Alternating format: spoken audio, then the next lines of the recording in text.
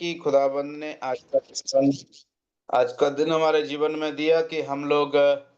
इस प्रकार से प्रभु की महिमा करने के लिए उसके वचन के साथ बैठने पाए, इसलिए उस खुदा का धन्यवाद हो। Sorry not to have been with you last week because of constraints here. I'm going through chemo, or not chemo, but radiation treatment for prostate cancer. But I'm feeling very well, and we're grateful to the Lord for what medical science has learned about our bodies. और एक बार फिर से मैं क्षमा प्रार्थी हूँ, पिछली बार आप लोगों के साथ मैं इकट्ठा नहीं हो पाया क्योंकि मेरा शारीरिक दुर्बलता के कारण जिस प्रकार से मेरा शरीर के जो प्रोस्टेट कैंसर उसका रेडिएशन का जो प्रोसेस क्रियाकलाप चल रहा है, प्रभु का धन्यवाद करता हूँ कि विज्ञान ने हमारे शरीर के विषय में इतना ज्ञान अर्जित कर लिया है, जो हमारे लिए शरीर के उपयोगी होता है, इसलिए प्रभु के नाम की महिमा हो। The other constraint is that I had surgery on my left eye and I can't see. So I'll have to depend more upon what I know than what I can read, but we'll get along today with the Lord's help. और जिस प्रकार से जो दूसरा जो दुर्बलता है ये है कि मेरी आँख का मोतियाबिंद का जो है ऑपरेशन हुआ है और उसके कारण मैं जो मेरा बाईं आँख है जो मेरी बाईं आँख है उससे मैं कुछ देख नहीं पा रहा हूँ। इसीलिए कि मैं उस आज के अध्ययन के दरमियान मैं ज़्यादा जो मैंने लिखा है उस पर निर्भर ना होकर के जो मैं जानता हूँ और पवित्र आत्मा मुझे अगुवाई करेगा, बताएगा, उस पर मैं आधारित होकर के आज को अध्ययन को हम लोग आगे बढ़ाते हैं। And so we've been looking very carefully at the Upper Room Discourse for more than a year, and we have contemplated so many ideas and thoughts that the Lord Jesus was communicating to his disciples in the first 4 chapters of John 13, 14, 15, and 16. और जिस प्रकार से हम लोग जानते हैं कि ऊपरी कोठरी का प्रवचन को आज हमें लगभग अध्ययन करते हुए 1 वर्ष के ऊपर हो गया है, जिसके दरमियान हमने प्रभु यीशु मसीह के शिक्षाओं को कई तरीके से और कई भावों में विभाजित करके अध्ययन करते चले आए हैं। खास तौर से जो ऊपरी कोठरी के प्रवचन के जो मुख्य अध्याय जाने जाते हैं, जो 4 पहले अध्याय हैं, जिनको 13, यूहन्ना 13, 14, 15 और 16 अध्याय हैं, जिनमें हम प्रभु यीशु मसीह अपने शिष्यों के साथ वार्तालाप करते हुए हम लोग पाते हैं। And we have learned in our study of the Upper Room Discourse that John chapter 17, which is the prayer of the Lord Jesus, exposes one of the primary enemies that we as believers face in our pilgrimage from earth to glory. और जिस प्रकार से हम लोग प्रभु यीशु मसीह की महायाजकीय प्रार्थना जो यूहन्ना 17 अध्याय में जिस पर हम लोग वर्तमान में अध्ययन करते चले आ रहे हैं, हम लोगों ने इस चीज को अनुभव किया है कि प्रभु यीशु मसीह ने उस अध्याय में प्रार्थना के जरिए मनुष्य का, खास तौर से हम जो इस धरती से उस महिमामय स्थान में पहुंचने की जो हमारी यात्रा है उसके दरमियान जो शत्रु, जो प्राथमिक शत्रु है जिसका हम लोग सामना करते हैं, उसके विषय में प्रभु यीशु मसीह ने उसे उजागर किया है और एक्सपोज किया है। In our preparation to understand John chapter 17, we have looked at the 3 primary enemies that are opposed to mankind and even are opposed to the believer after they have trusted the Lord Jesus Christ as their Savior. और यद्यपि हम लोगों ने प्राथमिक स्तर पर हम लोगों ने ऐसे 3 उन शत्रुओं के विषय में सीख चुके हैं, देखा है कि जो मनुष्य जाति उनका सामना करते हैं, और यद्यपि एक व्यक्ति जब प्रभु यीशु मसीह पर विश्वास करता है तो प्रभु यीशु मसीह पर विश्वास करने के द्वारा, विश्वास करने के कारण वो व्यक्ति खास तौर से 3 तरह के शत्रु जो उनका सामना वो करता है जब इस संसार में वो रहता है। तो in order to understand and grasp the thrust of the scriptures, and particularly of the Lord Jesus Christ in the prayer of John 17, we have put on a plan the 3 enemies that God has allowed to continue to be opposed to us, and that is the world on the left, the devil in the begin, middle, and the flesh on the extreme right. और जिस प्रकार से आप लोग जो है उस मानचित्र में जो सर हमें बता रहे थे उस चित्र में जिसमें चित्रण किया गया है उन तीनों शत्रुओं के विषय में जिनका प्राथमिक रूप से हम लोग सामना करते हैं। सबसे पहला संसार है, बीच में जो है शैतान है, और तीसरा जो है उसका बगल में है वो है शरीर। सो ये जो तीनों शत्रु है, संसार, शैतान और शरीर, यही वो प्राथमिक शत्रु हैं जो एक विश्वासी व मसीही लोग वर्तमान के समय में उनकी यात्रा के दरमियान सामना कर रहे हैं। And I have been encouraging you for weeks to make a flat outline, such as I just showed you, and fill in the 9 squares so that we understand and comprehend the structure of these 3 enemies that are opposed to the believer. और विशेष रूप से जो है जब हम इसका अध्ययन कर रहे हैं तो इसी अध्ययन के दरमियान यूहन्ना उसका 17 अध्याय से मैंने आप लोगों को जिस प्रकार से उत्साह के बढ़ावा दिया था और प्रेरणा दिया था कि आप इस प्रकार की एक आउटलाइन बनाएं, एक सूची बनाएं जिसमें आप उसमें 9 खाने बना करके उनमें उन नामों को भरने का प्रयास करें जो यूहन्ना रचित सुसमाचार उसका 17 अध्याय में दिए गए हैं, उनको अंकित करने का प्रयास करें। And in the last 3 studies that we've had together, I have introduced to you these 3 enemies, but particularly we want to understand the use of the term world that the Lord Jesus uses in the upper room discourse some 19 times. और इस प्रकार से हम लोगों ने पिछली बार इसका अध्ययन आरंभ किया था और मैंने इस प्रकार का आप लोगों को समझाने का प्रयास किया था कि इस शत्रु के विषय में जो खास तौर से प्रभु यीशु मसीह ने इस शत्रु के विषय में उसका नाम जो शब्द इस्तेमाल किया गया, प्रभु यीशु मसीह ने जो संसार है उस बात को हम लोग इस अध्याय में लगभग 19 बार वो शब्द दोहराया गया प्रभु यीशु मसीह के द्वारा। सो हम उसकी खासियत को, विशेषता को यहां पर समझने का प्रयास कर रहे हैं। And the Bible uses several words to explain what the world is, and we need to understand the way in which the Lord Jesus and Paul and James and John used these words to express this enemy which is opposed to all believers and is very real around us and it has a strong effect upon us. खास तौर से जिस प्रकार से जब प्रभु यीशु मसीह ने ये जो शब्द संसार इस्तेमाल किया है जो एक हमारा शत्रु है, और उसी तरह से मैंने इस प्रकार का एक कदम बढ़ाया है कि हम आखिर उस बात को समझने का प्रयास करते हैं जिसको प्राथमिक तौर पर प्रभु यीशु मसीह ने, साथ ही साथ यूहन्ना ने, याकूब ने, पतरस ने उसका जो है उसका इस्तेमाल किया है समझने के लिए कि प्राथमिक तौर से वो किस प्रकार से जो है उन हमारा शत्रु बना है। इसीलिए उस शब्द का इस्तेमाल को प्रभु यीशु के साथ साथ उनके चेलों ने भी किया है कि हम उसको समझ पाए और किस प्रकार से वो हमारे जीवन में जो है वो कार्य करता है, उन बात को हम लोग जानने पाए। And so the most significant verse in the Bible that is known to people is the one in John chapter 3 verse 16, for God so loved the world. And so we need to understand, what does it mean that God loves the world?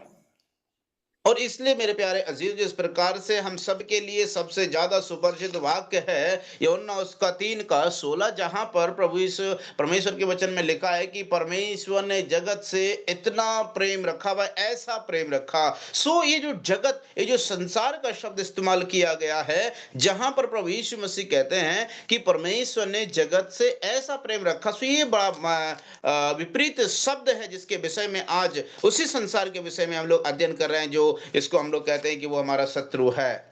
And so in order to define the term world, which is the Greek word cosmos, we must understand that over against John 3:16 is 1 John 2:15, where it says, to us and other believers, love not the world, neither the things that are in the world.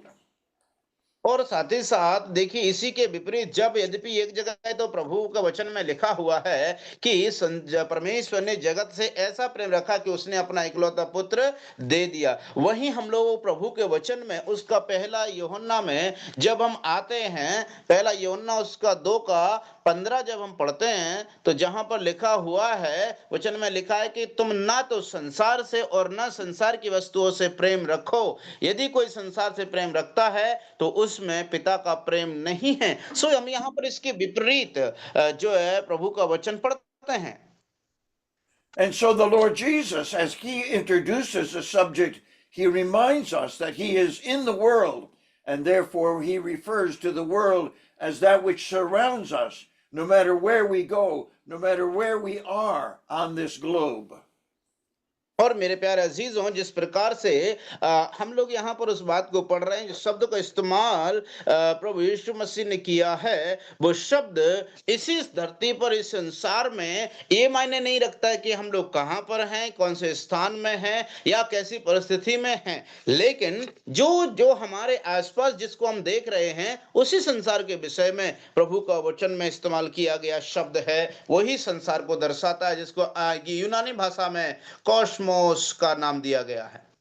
And so we must ask ourselves, how can God love the world and then turn around and tell us not to love the world? And so it's a very distinct difference between the world that God is loving, that is the people in the world, and the temptation that we have as believers in the world to love the things of the world, which is our car, our house, our job, our money, and other things. और इसलिए मेरे प्यारे अजीजों, पर हमारे मन में इस प्रकार से एक सवाल खड़ा होता है तुरंत, जहां पर प्रभु का वचन में लिखा हुआ है कि परमेश्वर ने जगत से ऐसा प्रेम रखा, और उसी जगत के विषय में जब हम ये पहला यूहन्ना 1:15 में आते हैं तो जहां पर लिखा हुआ है कि तुम उस संसार से प्रेम ना रखो, तो ये बात कैसे हो सकती है? यद्यपि जब परमेश्वर ने जगत से प्रेम रखा, इसका मतलब संसार, जगत में जो संसार में रहने वाले लोगों से परमेश्वर ने प्रेम रखा है, लेकिन यो पहला यूहन्ना कहता है कि तुम संसार से प्रेम ना रखो। लेकिन हमको समझने की बात यहां पर यह है कि प्रभु जो बात कर रहे हैं कि संसार, संसार मतलब संसार में रहने वाली वस्तुएं, जिस प्रकार से आजकल के लोग जैसे कि उनके पास कार के वो प्रेमी होते हैं, बड़े घरों के प्रेमी होते हैं, महंगी महंगी कारें लोग पसंद करते हैं, सो इस प्रकार से जो संसार में रह रही वाली वस्तुओं को जो प्रेम रखते हैं, सो वहां पर ये वचन कहता है कि तुम उनके प्रेमी ना बनो, वरन परमेश्वर के प्रेमी बनना है। And so you ask the question, why is this term world that is used so many times in the upper room discourse so significant to us? And the answer is that that world is around us and that world is affecting us. And God is reminding us that we live in the world, but we should not be shaped by the world. और मेरे प्यारे अजीजों, फिर हमारे मन में इस प्रकार से एक सवाल खड़ा होता है कि तो फिर आखिर जो प्रभु का वचन इस्तेमाल किया गया है संसार, इस संसार का शब्द का इस्तेमाल फिर प्रभु ने क्यों किया है? यद्यपि यदि उसी संसार के विषय में ये बात कही गई है, तो प्रभु का कहने का मतलब है कि जो व्यक्ति संसार में जीवन बिताते हैं, परमेश्वर ने भी संसार से अर्थात संसार में रहने वाले लोगों से प्रेम रखा है। तो जब प्रभु का वचन कहता है ऊपरी कोठरी के वचन में कि तुम संसार जो तुम्हारा शत्रु है, वो शत्रु इसीलिए क्योंकि अगर तुम संसार की वस्तुओं से प्रेम रखने लगते हो, तब वो शत्रु परमेश्वर के विरोध में हो जाता है और वो तुम्हें संसार में भटका कर परमेश्वर से दूर कर देता है। इसीलिए वो बात हमें प्रभु आज्ञा देते हैं कि हमें संसार के प्रेमी नहीं होना है। Both the Lord Jesus Christ in the upper room discourse and Paul in Ephesians chapter 2 and 1 John chapter 2 remind us of the world, that it is temporary. It can be measured, and it is something that is around us and is totally opposed to the Father's world, which is not temporal and which cannot be measured but can be loved.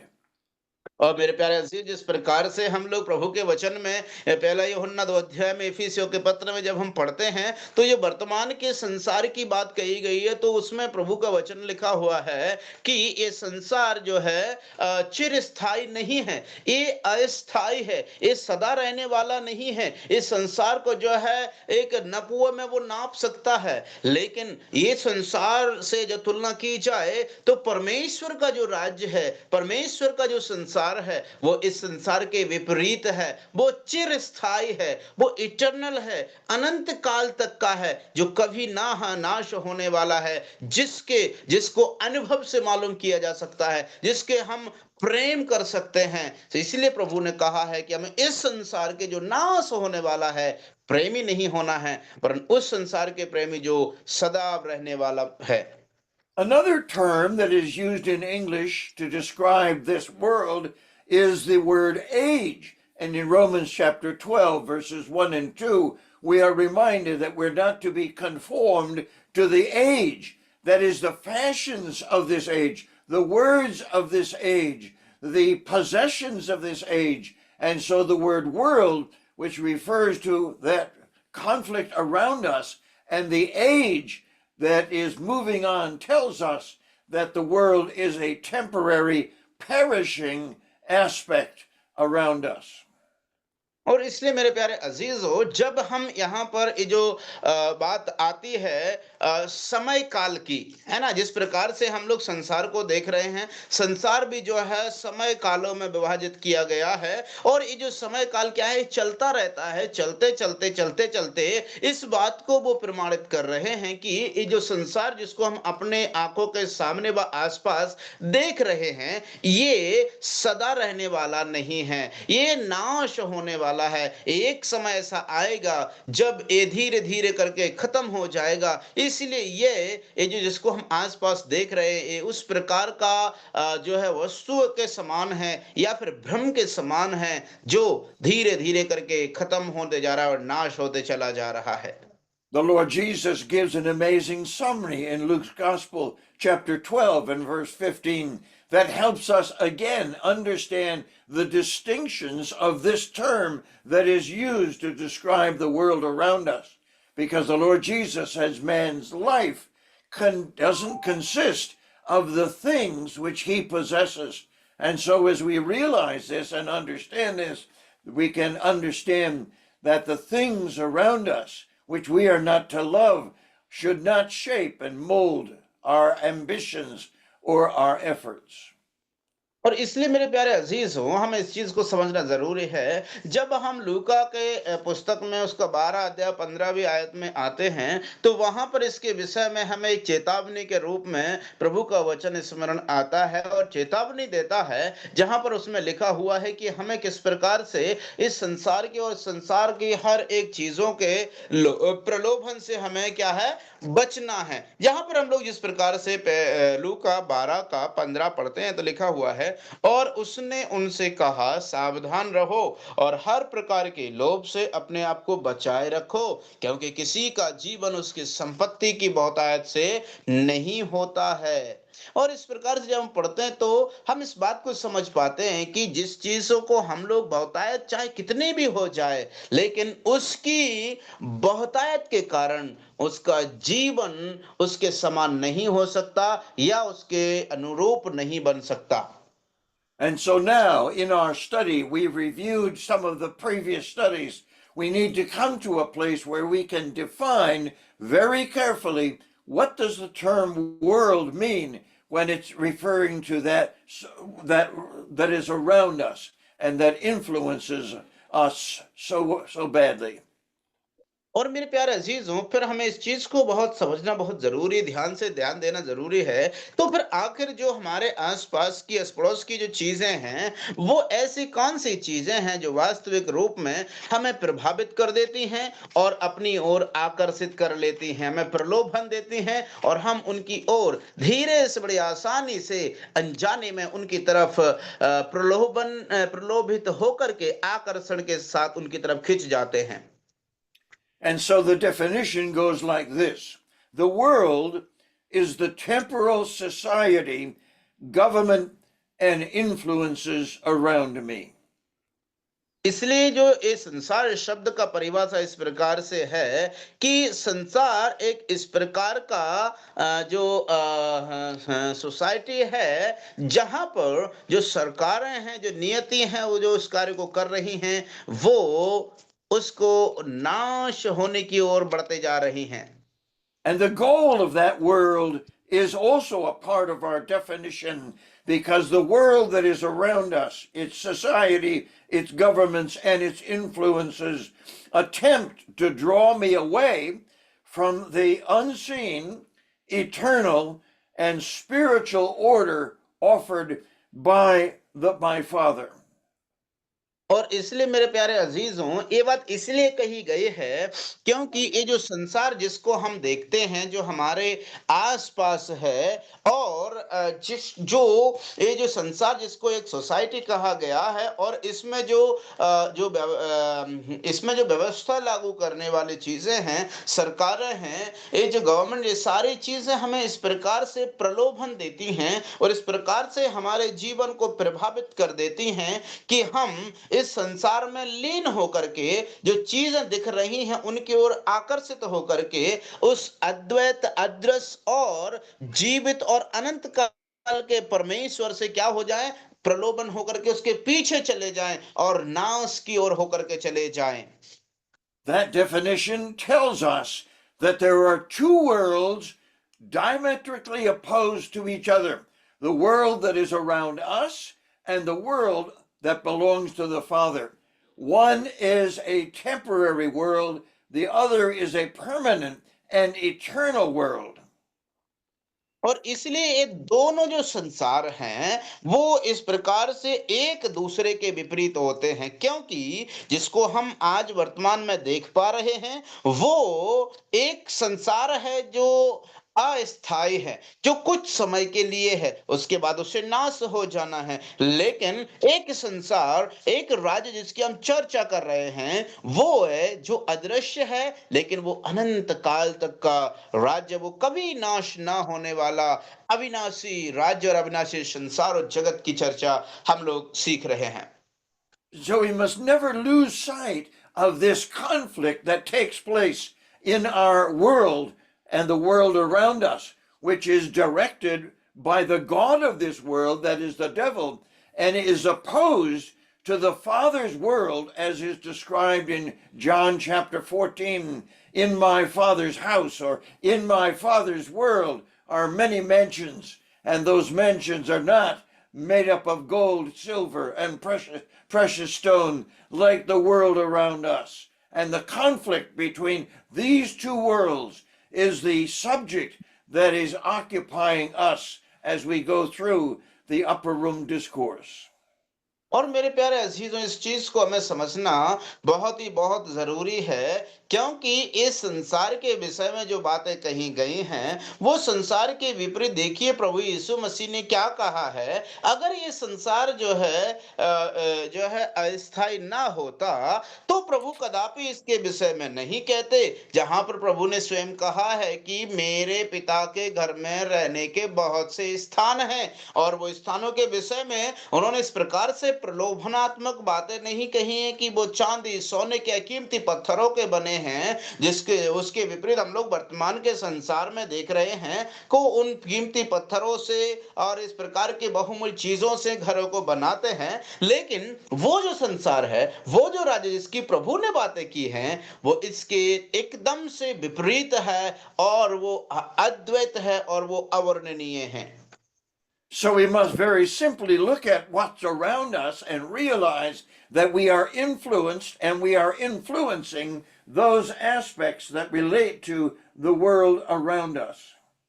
और इसलिए मेरे प्यारे अजीजों, हमें इस चीज को समझना बहुत जरूरी है कि हम जिस संसार की चर्चा कर रहे हैं, या फिर जो हमें प्रभावित करता है, जो हमारे आसपास है, और हम कैसे उसके द्वारा प्रलोभन प्राप्त करके उसके पीछे हो लेते हैं, ये बात को जानना बहुत जरूरी है। बड़े ध्यान लगा करके हमें समझना जरूरी है कि वो ऐसे कौन से बातें हैं, कौन से तथ्य हैं जिनमें हम संसार के प्रलोभन में आकर के उसकी ओर आकर्षित होकर के खींचे चले जाते हैं।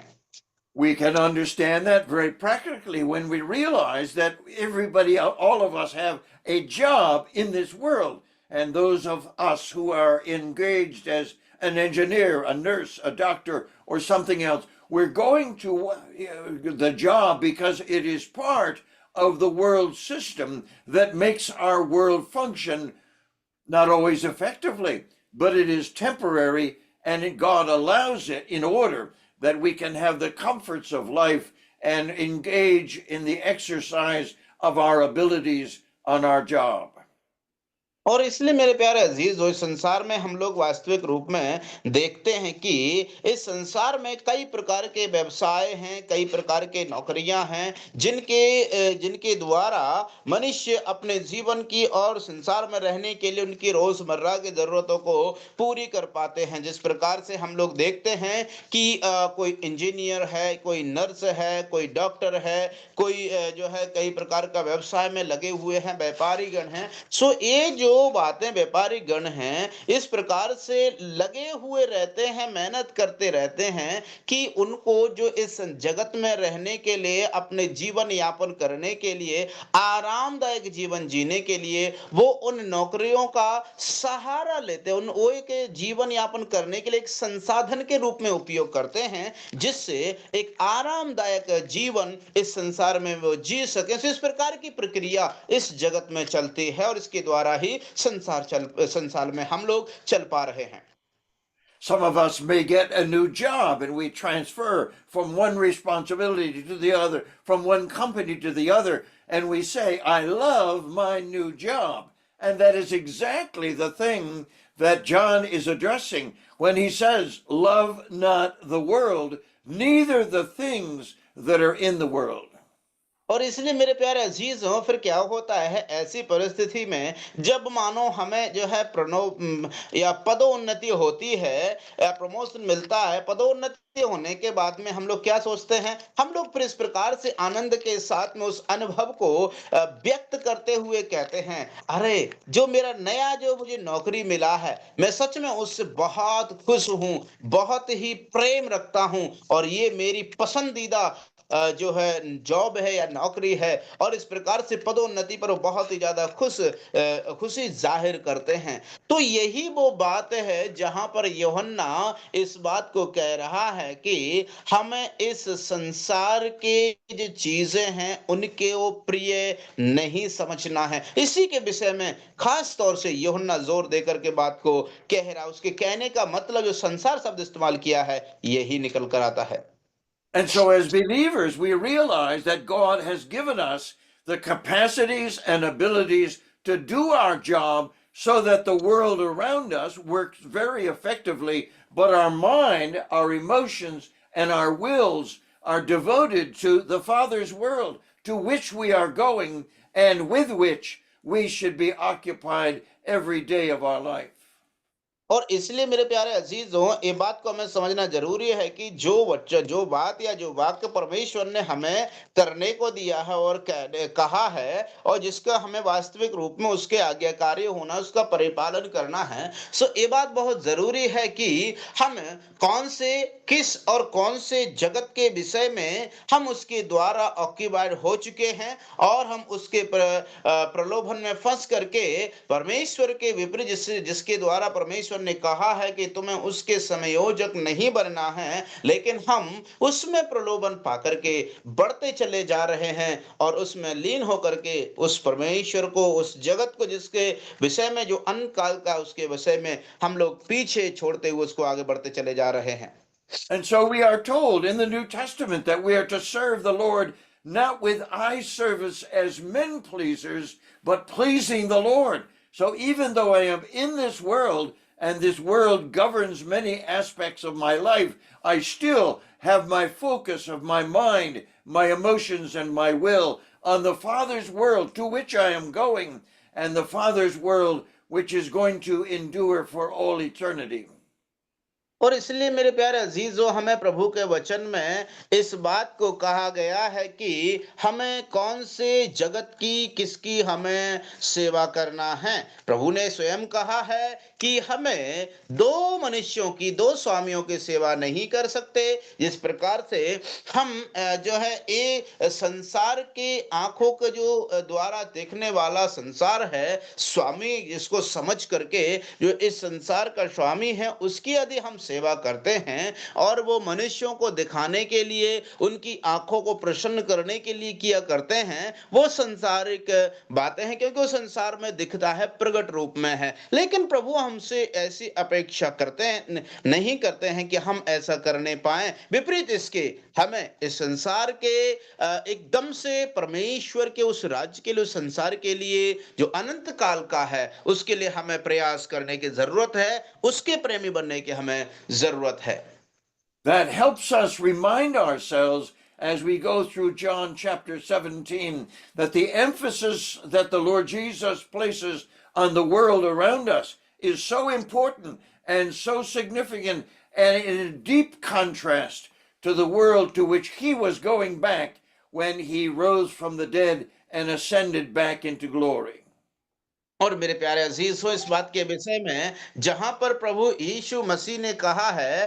खास तौर से उस संसार के विषय में जहां पर वो मुर्दों में से जी उठने के बाद में जो वो पुनः वापस उस महिमामय स्थान में चले गए हैं, उसके विषय में विशेष रूप से प्रभु ने निर्देश दिए हैं, दिशा निर्देश दिए हैं, और इस संसार के विषय में वो वहां पर निर्देश दे करके गए हैं।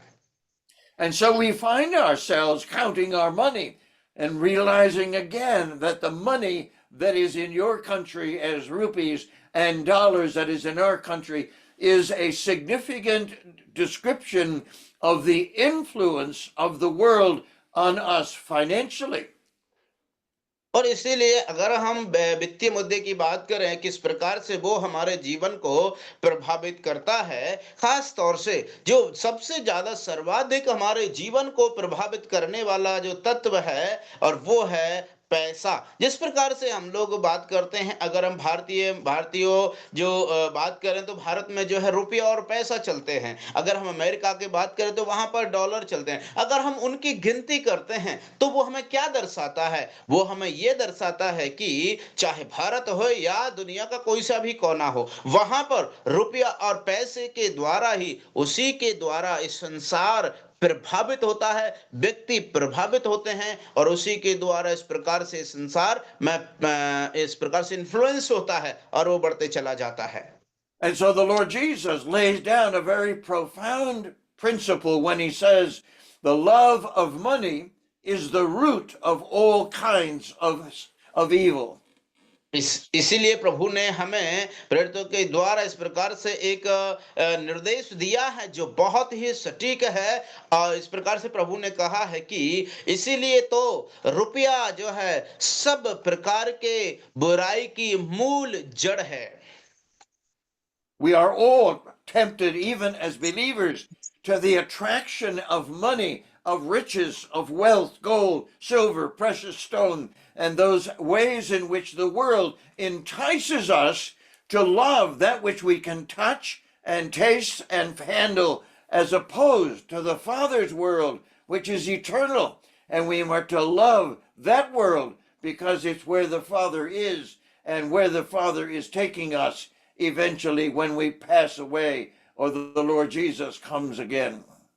और इसलिए मेरे प्यारे असीसों, हम लोग इस बात को देखते हैं कि यद्यपि विश्वासी होने के बावजूद भी, प्रभु में आने के बावजूद भी, आज भी जो ये पैसा का प्रलोभन में पैसे से प्रभावित होकर के कई व्यक्ति, कई मसीही लोग जो मसीही जीवन में आगे बढ़ने की बजाय किस प्रकार से अपने जीवन के लक्ष्य को प्रभावित बना लेते हैं और संसार में विलीन हो जाते हैं और इस प्रकार से खो जाते हैं। इसलिए मेरे प्यारे अजीजों, उनको ये भी मालूम नहीं रहता है कि उनको कहां जाना चाहिए था और वो कहां की ओर बढ़ते चले जा रहे हैं, क्योंकि ये इस प्रकार से इंसान को प्रलोभन करके प्रभावित करता है और जो उसके लक्ष्य को ही भटका करके उसे अपने जीवन से, अपने लक्ष्य दूर करके एक इस प्रकार के रास्ते में लेकर के जाता है जहां पर वो उस बात को कभी भी प्रयास नहीं कर पाता और ना ही समझ पाता कि वो संसार में किस प्रकार से विलीन होते जा रहा है।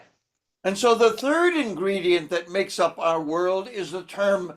the wisdom of the world, or the educational system that is around us and influences every day of our life. We pick up a newspaper, a magazine, we listen to the television, and all of these things are means of communicating to us the ideas and thoughts, the education of the world around us, which is opposed to the wisdom of the Lord Jesus Christ and the Father's world.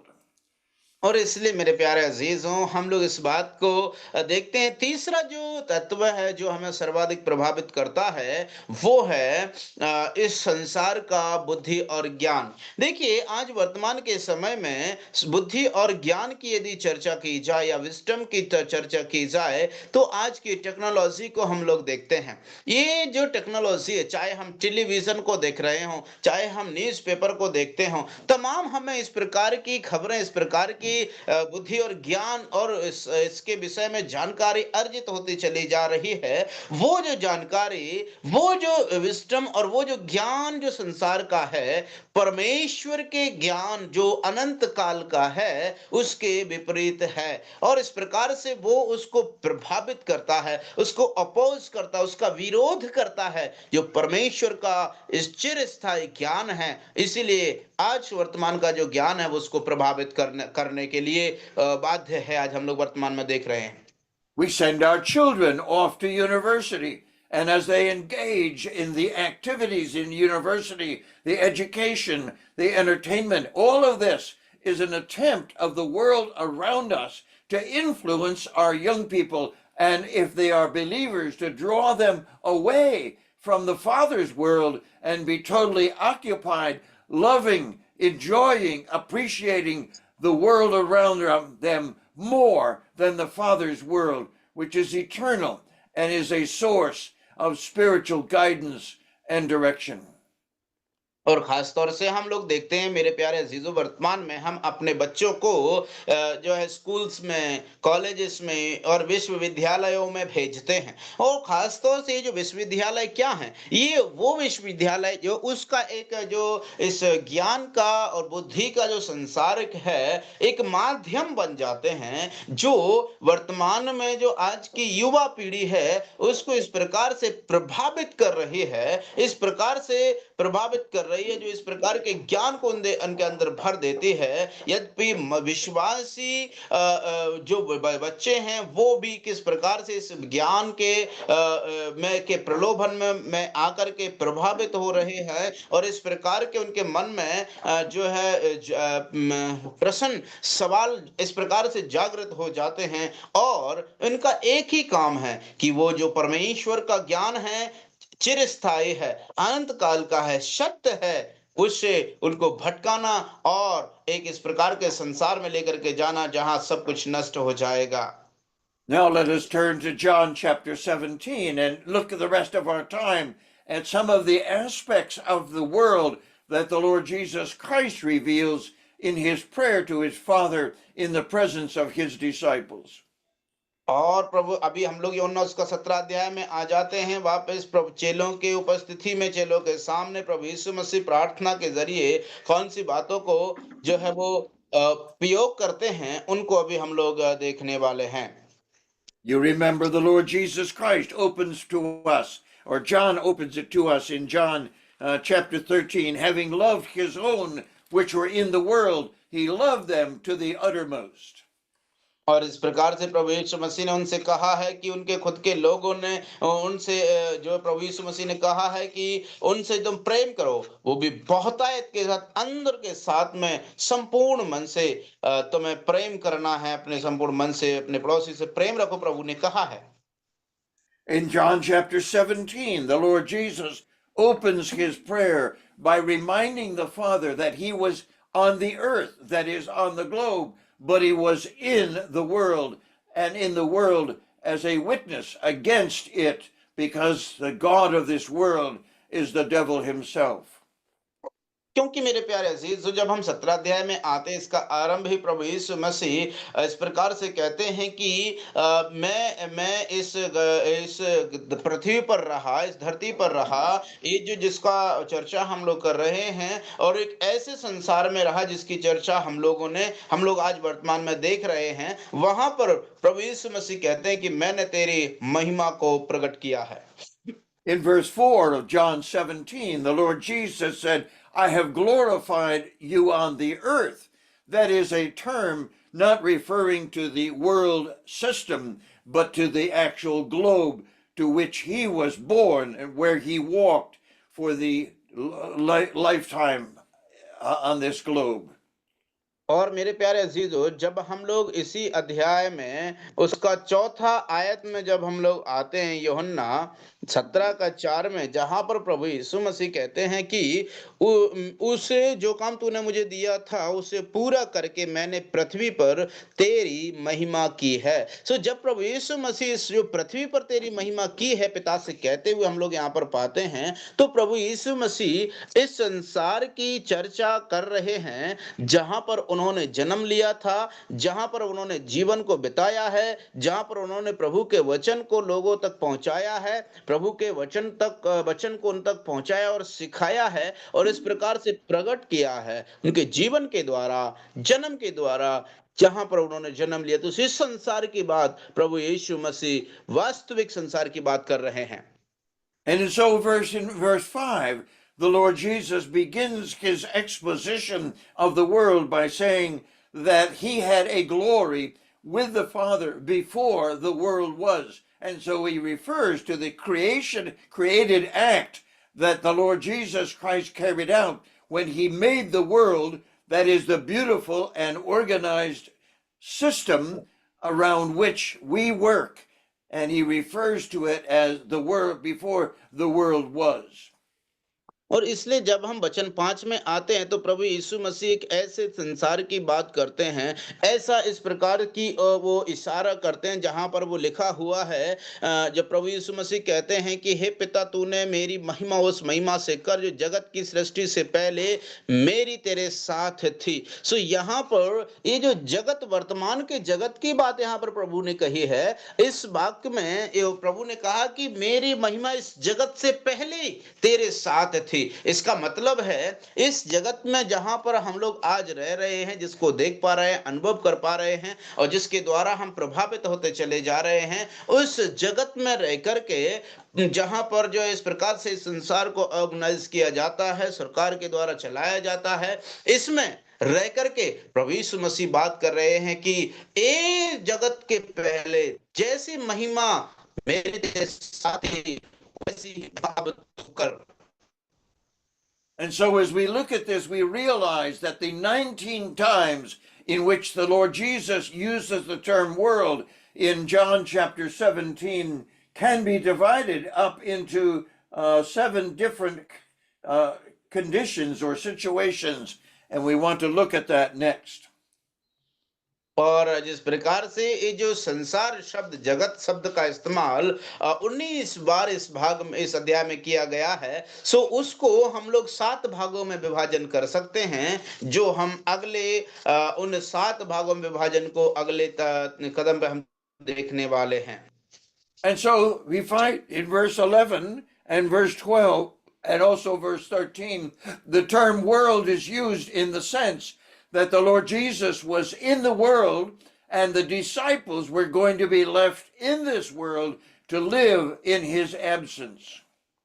और जब हम वचन 11, 12 और 13 में पढ़ते हैं तो वहां पर प्रभु यीशु मसीह उस बात को कहते हुए हम पाते हैं, जहां पर वो इस बात के विषय में चर्चा करते हैं कि प्रभु यीशु मसीह एक ऐसे संसार में रह रहे हैं, और अभी यीशु मसीह के जाने के बाद उनके जो चेले हैं, जिनको इस संसार में, इस जगत में रहना है, और जो प्रभु यीशु मसीह के अनुपस्थित होकर के इस संसार में वो रहने की चर्चा हम वहां पर करते हैं। And so we need to look at the world around us and realize that that is an adverse expression of the God of this world to influence us in many areas. And we have the choice to use the world without abusing the world. And that is the call that Paul has for us as believers in the world. और इसलिए मेरे प्यारे अजीजों, हमें यहाँ से समझने की बात यह है कि जब हम इस संसार में मानो जैसे प्रेरितों को छोड़ दिया, चेलों को छोड़ दिया था प्रभु ने, वैसे हम भी इस संसार में रहते हैं। और इस संसार है जो हमें इस प्रकार से प्रभावित करके परिवर्तन करने का कार्य करता है, प्रलोभन देकर के। सो हमारे पास में वो चुनौती है, एक चुनौती हमारे सामने खड़ी है कि हम किसका चुनाव करें, इस संसार का जो हमें प्रभावित करता है, और या फिर उस प्रभु का जिसने हमें इस संसार में उनकी अनुपस्थिति में रखा है कि हम उनके उनके प्रतिनिधित्व बने। One of the things that we must realize as we look into our world, the world around us, is that we are continually occupied and absorbed by the wealth of the world, the finances, whether it's the rupee or the dollar or other currencies around the world. It is a huge influence in the life of every person, whether they're believers or unbelievers. और इसलिए मेरे प्यारे अजीजों, खासतौर से सर्वाधिक जो प्रभावित करने वाला जो तत्व है, और वो है मुद्रा। चाहे वो भारत की हो या अमेरिका की हो या कोई सी भी देश की मुद्रा हो, चाहे वो विश्वासी हो या अविश्वासी हो, उनको हम लोग देखते हैं आज जो मुद्रा के प्रलोभन में, और एक विश्वासी या अविश्वासी सबको जीवन को वो प्रभावित कर रही है। और जिसके द्वारा आज हम लोग उसका परिणाम देखते चले आ रहे हैं कि किस प्रकार से लोगों को वो मुद्राएं हैं, कोई सी भी देश की करेंसी हो, वो उसको बहुत ही ज्यादा प्रभावित कर रही है। उसके द्वारा हर एक चीज आज कार्य करते हुए हम लोग देख पा रहे हैं। In most of our exchanges of currency in India, it's the rupee, and I suppose there are times when the dollar would be accepted. That is a system, an economic system that directs, that rules and controls everybody on the globe with their own currency and with the influence of the currency of other countries. और इसलिए मेरे प्यारे अजीजों, खासतौर से भारत में जब हम देखते हैं तो यहाँ पर जो है पैसों का दौर चलता है। जो मुद्रा है वो रुपए में तब्दील, रुपए के नाम से जानी जाती है। और जहाँ पर अमेरिका की बात करी जाए तो वो वहाँ पर डॉलर की बात कही गई है। सो ऐसी यदि मैं उम्मीद करूं कि भारत में भी जाकर के उस जो ये डॉलर है उसको स्वीकार किया जाएगा, या फिर स्वीकारा जाए जिस प्रकार से वहां पर उसको मिलता है, तो मैं समझता हूं कि इतना ही कि वो वहां पर को सिस्टम जो कार्य है वो करने वाला नहीं है, क्योंकि वो वहां पर उसको प्रभावित करता है। उसी प्रकार से इस जगत में, इस धरती पर जिस किसी भी देश का जो भी मुद्रा होता है, उसका प्रभाव उसी क्षेत्र में, उसी देश में देखने को नजर आता है। चाहे वो व्यक्ति की बात हो, चाहे वो जो प्रणाली की बात हो, वो उसके द्वारा सब प्रभावित होते हुए आज वर्तमान में हम लोग देख रहे हैं। And so we as believers in Jesus Christ must be influenced by what James says in chapter 4 and verses 13, 14, and 15. और इसलिए हम विश्वासी होने के नाते हमें इस बात को समझना बहुत जरूरी है, इस बात को जानना बहुत जरूरी है कि याकूब ने 4 अध्याय का 12, 13 और 14वीं आयत में क्या कहा है, उस बात को हमें समझना और जानना बहुत जरूरी है। And so the Lord Jesus, in the same way, warns us against loving the world, the finances, the treasures of this world, and reminds us that we're not to lay aside our money where moth and rust corrupt and where thieves break through and steal. और इसलिए हम लोग यहाँ पर प्रभु के द्वारा भी इस प्रकार से हमें निर्देशित किया गया है कि हमें संसार की चीजों से प्रेम नहीं रखना है, और संसार में जो है धन नहीं बटोरना है, जहाँ पर कीड़े और काई खा जाते हैं और जहाँ पर चोर आकर के सेंध लगाते हैं। सो हम उनके विषय में समझना जरूरी है कि हमें उन पर ध्यान नहीं लगाना है। And so the Lord Jesus contrasts doing that with the world's treasures with the treasures of the next world, that is, the Father's world, where we are to lay up for ourselves treasures in heaven, where moth and rust and corruption does not affect. And we do that by supporting the work of the Lord in our world, bringing the gospel to people who have never heard, and investing in the lives of those who dedicate themselves to serving the Lord and serving the Father's world. और इसलिए मेरे प्यारे अजीजों, हम लोग यहाँ पर इसी के विपरीत प्रभु के वचन में हमको देखने को मिलता है, जहाँ प्रभु के वचन में लिखा हुआ है कि हमें जगत में नहीं वरन हमें स्वर्ग में धन इकट्ठा करने के लिए प्रभु ने कहा है। जब हम यहाँ पर पढ़ते हैं कि स्वर्ग में धन इकट्ठा करने के लिए जहाँ चर्चा की गई है, जहाँ पर ना तो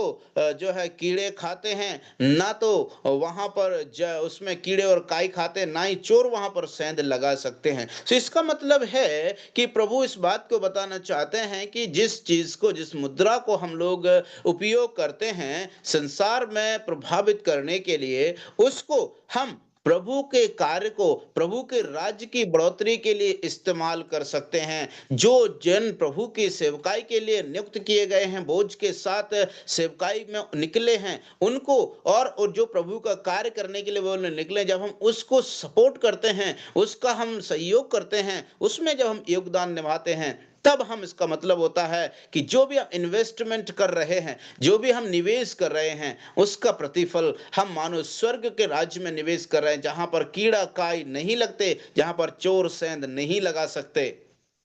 Peter warns and instructs those to whom he is writing in 1 Peter chapter 2, verses 13 to 17, where Peter reminds these people who have been driven from Jerusalem and Judea to a land now known as Turkey, and they are slaves, and some of them are working there. And he reminds them that the politics of the world around them should not influence or draw them away from the politics of the Father's world described in John 14, where in my Father's world are many mansions. If it were not so, I would have told you. और मेरे प्यारे अजीज, जिस प्रकार से हम लोग प्रभु के वचन में खास तौर से प्रेरित पतरस जो है इस बात के विषय में बिल्कुल साफ साफ लिख देता है कि किस प्रकार से हमें इस संसार में रहते हुए जो प्रबंध करने वाले हैं या प्रबंधन के अधीन रह करके जो हमारे आसपास देखते हैं, राज्यपालों के लिए और उनके अधीन में रह करके उनकी व्यवस्था के अनुसार हमें उनके अधीन रहना है। और जो इस बात का सटीक प्रमाण हमें देता है कि हमें उनके अनुसार जीवन बिताने के लिए ही नहीं, वरन उनके अधीन में व्यवस्था के अनुसार जिस कार्य को हम संसार में जो प्रभावित करने वाले कार्य करते हैं, उसी कार्य को हम प्रभु के महिमा के लिए, प्रभु के राज्य के लिए करने की जरूरत है। The Lord Jesus reminds us by his very carefully worded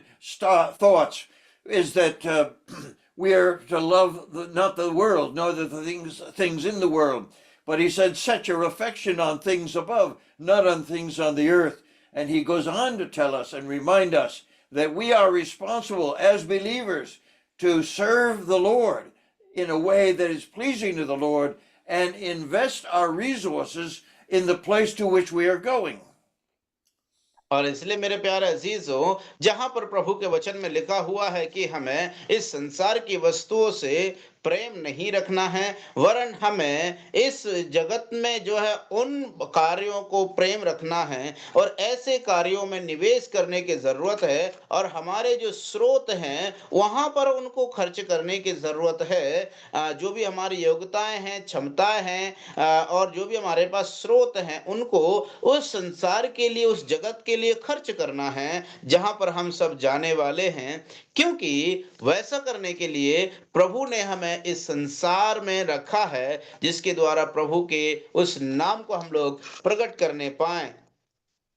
And I can remember not too long ago talking to a brother in South Africa who was going to emigrate from South Africa to the United States. And he was explaining to me how he was preparing to take all he could take from South Africa to the United States, and that he would have some resources to live on when he arrived as an immigrant in the U.S.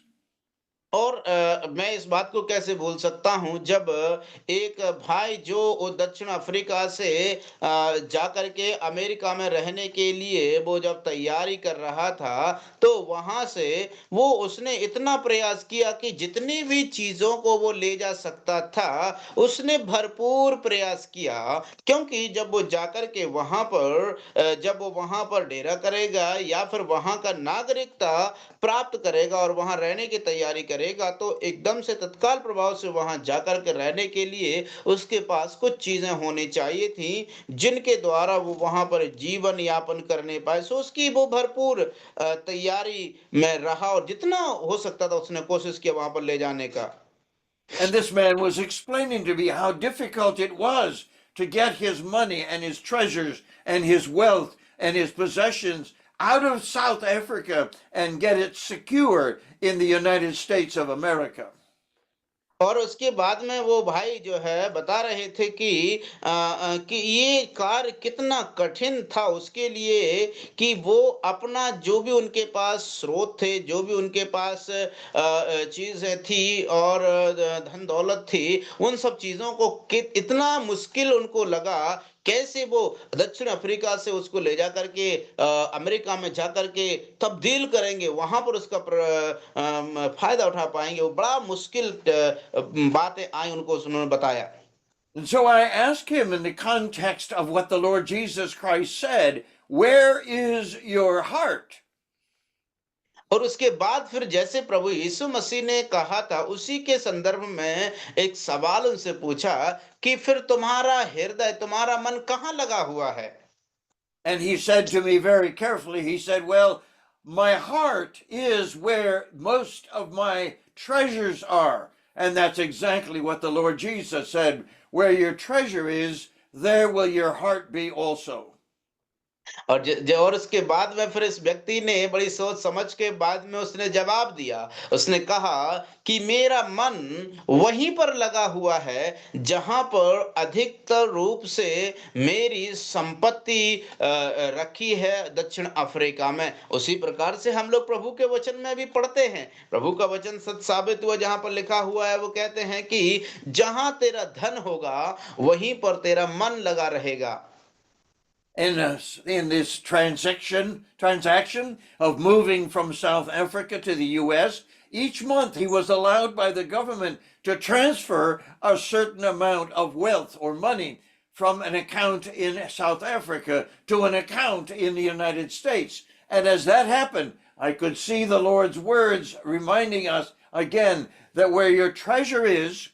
there will your heart be also. And so if we have more treasure on earth than we have in heaven, that is where our heart is. But if we've transferred more money to the glory of the Father's house, then that's where our heart is rather than on earth. Wonderful आमीन। हाँ मेरे प्यारे अजीजों, जब इस प्रकार से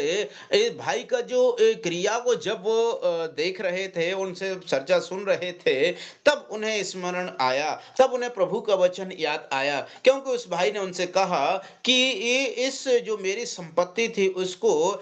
America में एक साथ ले जाना मेरे लिए नामुमकिन था। तब जो है अमेरिका का जो सरकार ने इस प्रकार का अनुमति दिया कि वो वहाँ का जो धन संपत्ति को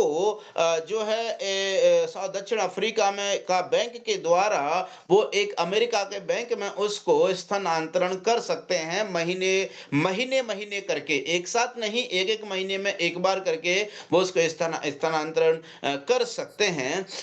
ये बात, ये जो जब इस ट्रांजैक्शन के इस स्थानांतरण की बात जब कर रहे थे, तब जो है एक वचन, प्रभु का वचन जो साफ साफ कहता है, याद आया एक बार फिर से, जहां पर लिखा हुआ है कि जहां तुम्हारा धन है वहां तुम्हारा मन भी लगा रहेगा। तो इसीलिए हम इस बात को कहते हैं कि यदि हम धरती पर ज्यादा धन अर्जित कर लेंगे तो हमारा मन धरती पर ही लगा रहेगा, लेकिन यदि इसके विपरीत जहां हमने धन को स्वर्ग में इकट्ठा किया है तो हमारा मन भी स्वर्ग में लगा रहेगा, जो ज्यादा आनंद और खुशी देता है। As amazing as this world is, we are told in the scripture, and we know by experience, that we cannot take the world's wealth with us to the next world. We must send it on ahead because that's where we're going. But we find ourselves holding on to the wealth of this world rather than investing it in a world that is permanent and eternal. It's the Father's world where we should put our money and know that supporting the Lord's work, buying Bibles and tracts and other things makes it possible for us to invest in the next world. और मेरे प्यारे अजीजों, जिस प्रकार से हम सबको ज्ञात है कि हम इस संसार की एक भी चीज को स्वर्ग में लेकर नहीं जा सकते, क्योंकि हमको जो है, जब इस संसार में जो कुछ भी हमारे पास है, अगर हम स्वर्ग में उसे नहीं ले जा सकते, तो इसका मतलब क्या है? प्रभु ने हमें एक बेहतरीन अवसर प्रदान किया है कि हम इस धरती पर रह करके उस चीज को जो हमारे पास है, जिसको हम स्वर्ग में नहीं ले जा सकते, इस धरती पर, इस जगत में रह करके प्रभु के कार्य को बढ़ाने के लिए, सपोर्ट करने के लिए, सहयोग करने के लिए उसमें निवेश करें, जिसके द्वारा हम उसको, उसका प्रतिफल स्वर्ग में प्राप्त करने वाले हैं। क्योंकि हम जब इस संसार में देखते हैं किसी को परमेश्वर का वचन, बाइबल देना या ट्रैक्ट देना या सुसमाचार कार्य को या जो भी कार्य पे गतिविधियां प्रभु के राज्य के लिए होती इस धर जगत में, उनको जब हम सपोर्ट करते हैं, उनको जब हम सहयोग करते हैं, योगदान करते हैं, तब हम उस चीज को, जिसको हम स्वर्ग में सीधे तौर से नहीं ले जा सकते हैं, इसके द्वारा स्वर्ग में उसे हम प्राप्त करने पाएंगे। The amazing work of God in creating the church on the day of Pentecost reminds us again that we as believers have a fellowship. We have a community of believers, all of whom are going to the next world. And we gather on a regular basis to encourage each other, to warn each other, to comfort each other, and to bring us to a place where we value the Father's world more than the world around us. And we fulfill the command, love not the world, neither the things that are in the world. If any man love the world, the love of the Father is not in him. और इसलिए मेरे प्यारे अजीजों, जब हम लोग जो है रविवार के दिन, प्रभु के दिन को हम लोग देखते हैं, जब पेंतेकोस्त के दिन हम लोग पाते हैं, पेंतेकोस्त के दिन जब कलीसिया की स्थापना हुई, हम लोग क्या पाते हैं वहां पर? हम लोग पाते हैं भाई लोग एक मन और एक चित्त होकर के एक ही जगह पर इकट्ठे हुए, जहां पर वो प्रभु के उस राज्य के लिए, प्रभु के उस राज्य के जगत में आने वाला था, और इस जगत से जाने के बाद में वो प्राप्त होने वाला है, उस राज्य की तैयारी में एक साथ रह करके साझे में वो लोग हुआ करते थे। उनको किसी भी बात की घटी नहीं होती थी। जिस किसी को भी चीज की वो घटी होती है, वो उसको पूरा करके एक दूसरे को विभाजन करके बांट दिया करते थे, और उनमें से कभी भी किसी भी व्यक्ति को कोई सी भी चीज की कमी नहीं हुई। सो हम इस बात को पाते हैं कि प्रेरितों ने इस प्रकार से कहा है, जिस प्रकार से प्रभु ने कहा कि हमें इस संसार के सदृश नहीं बनना है, संसार के प्रेमी नहीं बनना है, ना तो संसार के और ना ही इस संसार की वस्तुओं का। क्योंकि यदि जो संसार और संसार की चीजों से प्रेम करता है, परमेश्वर का प्रेम उसमें नहीं है।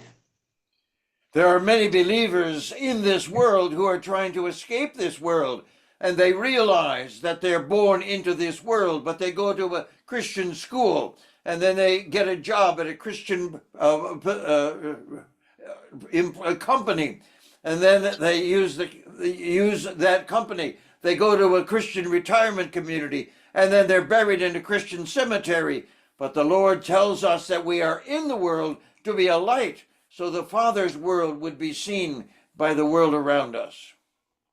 और इसलिए बहुत से लोग इस प्रकार से सोचते हैं कि जब हम इस संसार में हैं, तो हम जन्म लेते हैं एक मसीह जगत में, हम शिक्षा के लिए जाते हैं जो है मसीह क्रिश्चियन स्कूल्स में, सेमिनरीज में, यूनिवर्सिटीज में, उसके बाद में फिर हम लोग जो है क्रिश्चियंस के साथ में संगति रखते हैं, और उसके बाद में क्रिश्चियन सेमेटरी में हम वहाँ पर जो है दफना दिए जाते हैं, भरी हो जाते हैं। लेकिन मेरे प्यारे अजीजों, इस संसार का जो प्रभु का वचन कहता है कि जो संसार में जीवन बिताया है, वो संसार में ही खत्म हो जाएगा। उसको प्रभु के द्वारा वो जो आने वाला जगत है, उसमें उसका कोई भी परिणाम या कोई भी प्रतिफल मिलने वाला नहीं है। And so the Lord Jesus affirms the fact that we are born into this world, and as believers we are born again into the Father's world, and we are to exhibit our devotion, our commitment, and our usefulness of the Father's world to influence us every day of our life.